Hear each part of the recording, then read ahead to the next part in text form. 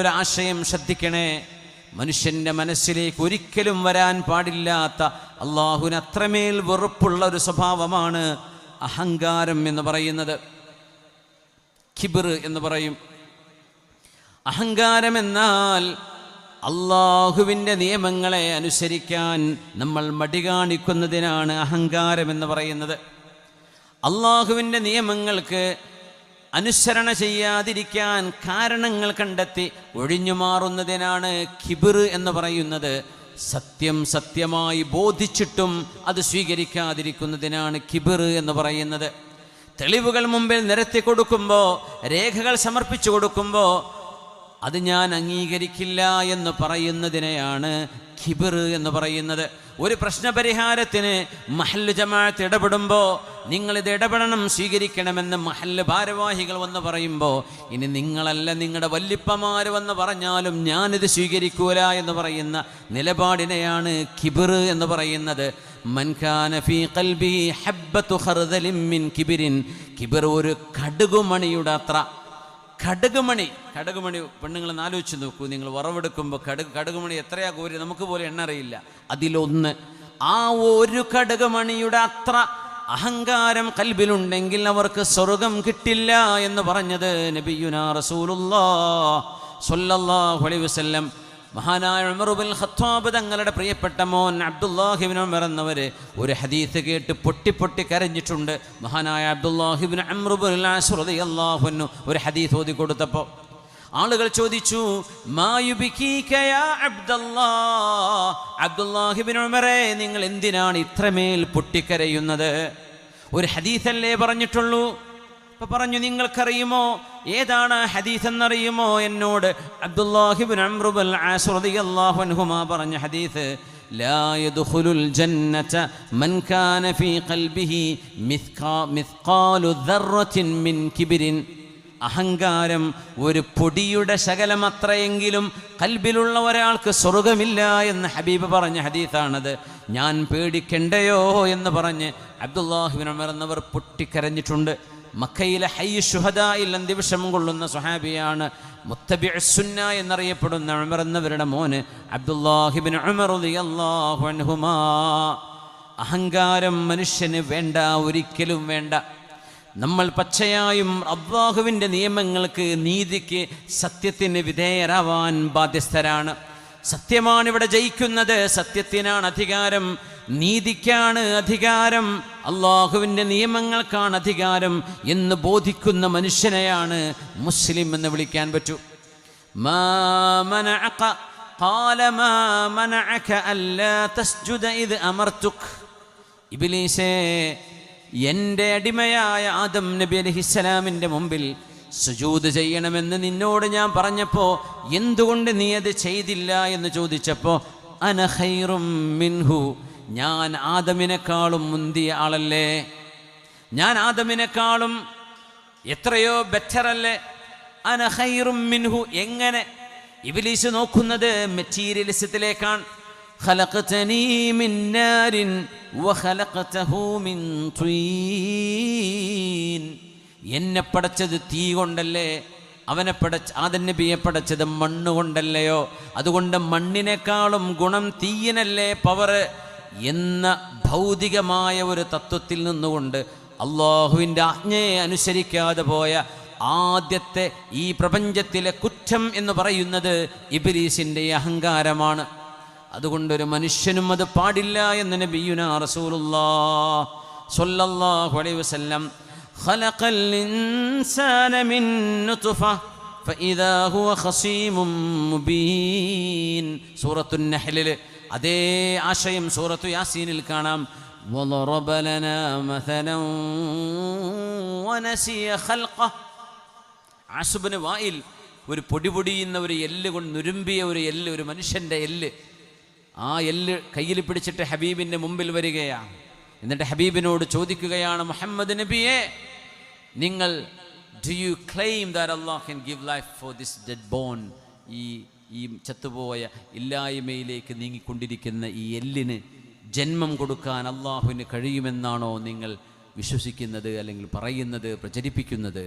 I നഅം, അതെ, ആ എല്ല് പിടിപിടിച്ച് കയ്യിൽ പിടിച്ചിട്ട് ഇങ്ങനെ വായുവിലേക്ക് എറിഞ്ഞു എന്നാണ്. ആസുബിന് വായിൽ. അദ്ദേഹം മുശ്രിക്കായിരുന്നു. ഈ പൊടിയെ ഇനി ഒരു മനുഷ്യനായ ഖിയാമത്തിലേക്ക് രൂപപ്പെടുത്താൻ പടച്ചോനത്ര എളുപ്പമാവില്ല എന്ന് അള്ളാഹുവിൻ്റെ ഖുദ്റത്തിനെ കളിയാക്കിയതിന് മറുപടിയാണ് സൂറത്തു യാസീനിലെ നമ്മൾ ഓതുന്ന അവസാന ഭാഗങ്ങളൊക്കെ. യാ അല്ലാഹ്, 78 മുതൽ 79 വരെയുള്ള ആയത്തുകൾ ഈ ചരിത്രത്തിൻ്റെ പശ്ചാത്തലത്തിൽ ഇറങ്ങിയതാണ്. ബിസ്മില്ലാഹിർ റഹ്മാനിർ റഹീം. وضرب لنا مثلا ونسي خلقه. സ്വന്തം സൃഷ്ടിപ്പ് എങ്ങനെയായിരുന്നു എന്ന് മറന്നിട്ട് അവൻ ചോദിക്കുക എന്നോട്, ഈ എല്ല് പോലും ഇല്ലാതിരുന്നൊരു കാലം അവനെ കുഞ്ഞായി ജനിപ്പിച്ചവനല്ലയോ അല്ലാഹു, അതവൻ മറന്നു. ചോദിക്കുക, ഖാല, ആസിബിന് വായിൽ ചോദിക്കുകയാണ്, മൻ യുഹയിൽ ഇളാം, ആരാണ് ഇളാമുകൾക്ക് ജീവൻ കൊടുക്കുന്നത്? എല്ലുകൾക്ക് ആര് ജീവൻ കൊടുക്കും? വഹിയ റമീം, ആ എല്ലുകൾ നുരുമ്പി പൊടിപൊടിയായി ആയതിനു ശേഷം ആരാ ജീവൻ കൊടുക്കുകയെന്ന് സ്വന്തം ജന്മം മറന്നുകൊണ്ട് ആസിബിന് വായിൽ ചോദിച്ചു. അങ്ങനത്തെ അഭിനവ യുക്തിവാദി ആസിബിന് വായിലുമാർ നമ്മുടെ പരിസരങ്ങളിലുണ്ട്, നമ്മുടെ രാജ്യത്തുണ്ട്, സോഷ്യൽ മീഡിയകളിൽ തലതല്ലുന്നുണ്ട്. മയ്യുഹയിൽ ഇളാമ വഹിയ റമീം എന്ന് പറയുന്നവർ. ഇത് തന്നെയാണ് ജീവിതം, ഇത് യോയോ ആണ്. You live only once, you live only once. YOLO, നിങ്ങൾ ഒരിക്കലേ ജീവിക്കുകയുള്ളൂ എന്ന് പറയുന്നവർ. മഅദല്ലാഹ്, നമ്മൾ യോൾട്ടാണ്. You live only twice. നമ്മൾ 2 തവണ ജീവിക്കുന്നവരാണൊന്ന്. ഒന്ന് പരീക്ഷണത്തിൻ്റെ ജീവിതം, മറ്റൊന്ന് പ്രതിഫലത്തിൻ്റെ ജീവിതം, മഹ്ശറയുടെ ജീവിതം. ഖാല മൻ യുഹയിൽ ഇളാമ വഹിയ റമീം. ഇന്നത്തെ അഭിനവ യുക്തിവാദികൾക്കും അന്നത്തെ കാലത്തെ യുക്തിവാദികൾക്കും അള്ളാഹു കൊടുക്കുന്ന മറുപടി നോക്കണേ. ഖുൽ, പറഞ്ഞു കൊടുക്കൂ നബിയേ, ആരാണ് എല്ലുകളെ ജീവിപ്പിക്കുന്നതെന്നല്ലേ ചോദിക്കുന്നത്. ഖുൽ യുഹീഹല്ലദീ അൻശഅഹാ അവ്വല മറ, ആദ്യമായി ഈ എല്ല് പടച്ചതാരാണ് എന്ന് ചോദിക്കൂ. അവനെ പടച്ചതാരായിരുന്നു? അവൻ്റെ ഉമ്മയാണോ ഉപ്പയാണോ? അല്ലല്ലോ, അവർ ജന്മത്തിൻ്റെ കാരണങ്ങളാണ്. നമുക്ക് വാപ്പക്കും കുട്ടികളെ ഉണ്ടാക്കാൻ കഴിയുമെങ്കിൽ കുട്ടീൻ്റെ ചേലും ചെറുക്കും ഹൈറ്റും വെയിറ്റും ബ്രെയിനൊക്കെ അവർക്ക് നിയന്ത്രിക്കാൻ പറ്റണം. ഇത് ജനിച്ച് വീഴുമ്പോഴേ അറിയാം ഏത് കോലത്തിലാണ് വരുന്നത് എന്ന്, അല്ലേ? ഉമ്മയും വാപ്പയും അല്ല കുട്ടിയെ ഉണ്ടാക്കുന്നത്. ഉമ്മയും വാപ്പയും അതിൻ്റെ സബബുകളാണ്, അതിൻ്റെ ബയോളജിക്കൽ റീസൺ. ആരാ സ്രഷ്ടാവ്? ഒരു സ്പേം സെൽ ഉമ്മയുടെ ഉദരത്തിലേക്ക് കടന്ന് എഗ്ഗുമായി കൂടിച്ചേർന്ന് അംഷാജ്, നുതുഫത്തിൻ അംഷാജ് എന്ന് പറയുന്ന സൈഗോട്ട്സ് ആയി മാറിയതിന് ശേഷം ഒരു കുഞ്ഞ് ജന്മം എടുക്കുന്നത് മനുഷ്യന് ഒന്നും ചെയ്യാൻ കഴിയില്ല. ഡോക്ടർമാർക്ക് സ്കാൻ നോക്കിയിട്ട് പറയാൻ പറ്റും ഇപ്പം എത്ര വളർച്ച ഉണ്ട്, ഇനി കുറഞ്ഞ എന്തെങ്കിലും ചെയ്യാൻ പറ്റുമോ? ഒന്നും ചെയ്യാൻ പറ്റില്ല. രൂപവും ഭാവവും ചേലും കോലവും എങ്ങനെയാണ്? ഉമ്മക്ക് വാപ്പാക്ക് ഒന്നും ചെയ്യാൻ പറ്റില്ല. അല്ലെങ്കിൽ ലോകത്തെ എല്ലാ കുട്ടികളും സുന്ദരി സുന്ദരന്മാരാവില്ലേ ഉമ്മയും വാപ്പ ഉണ്ടാക്കണതെങ്കിലേ? അല്ലല്ലോ. ഖുൽ, പറഞ്ഞു കൊടുക്കൂ നബിയേ, യുഹീഹല്ലദീ അൻശഅഹാ അവ്വല മറ, സീറോയിൽ നിന്ന്, ഇല്ലായ്മയിൽ നിന്ന് ആരാണ് ഈ കുഞ്ഞിനെ ലോകത്ത് കൊണ്ടുവന്നത്? മനുഷ്യന് കഴിയോ? ഒരു വസ്തുവും അള്ളാഹ് ഉണ്ടാക്കിയ ഒന്നും എടുക്കരുത്, എന്നിട്ടൊരു വസ്തുവിനെ ഉണ്ടാക്കാൻ നിങ്ങൾക്ക് കഴിയുമോ? ഖുർആൻ ഇന്നും അന്നും വെല്ലുവിളിക്കുന്ന വെല്ലുവിളി അതാ. ഇന്നത്തെ വെല്ലുവിളിയും അത് തന്നെയാണ്. ക്ലോണിങ് ചെയ്യണമെങ്കിൽ DNA വേണം. DNA അള്ളാഹിൻ്റെ പടപ്പാണ്. അള്ളാഹുവിൻ്റെ സൃഷ്ടിപ്പിലെ one of the most sophisticated and complicated creation of God, അതാണ് DNA. അതുമ തൊട്ട് കളിക്കേണ്ട. ആ DNA നൽകുന്ന ഇൻഫോർമേഷൻ അതിമഹത്തരമാണ്. മനുഷ്യൻ്റെ ബുദ്ധി ബ്ലോയിങ് ഹ്യൂമൻ മൈൻഡ്സ്. എന്താണ് അതിൽ കിടക്കുന്ന ഇൻഫർമേഷൻ? DNA എന്നത് വളരെ സങ്കീർണമായ വിവരങ്ങളാണ്. ഒരു പിതാവിൻ്റെ ചിരി മുതൽ, ഒരു പിതാവിൻ്റെ നടത്തം മുതൽ, ഒരു പിതാവിൻ്റെ ദേശഭാവങ്ങൾ മുതൽ എല്ലാം ആ DNA ഉള്ളിൽ കിടക്കുകയാണ്. കണ്ണുകൊണ്ട് ഒരിക്കലും കാണാൻ പറ്റാത്ത, നഗ്നനേത്രങ്ങളെ കൊണ്ട് കാണാൻ പറ്റാത്ത അതിസൂക്ഷ്മമായ കണിക.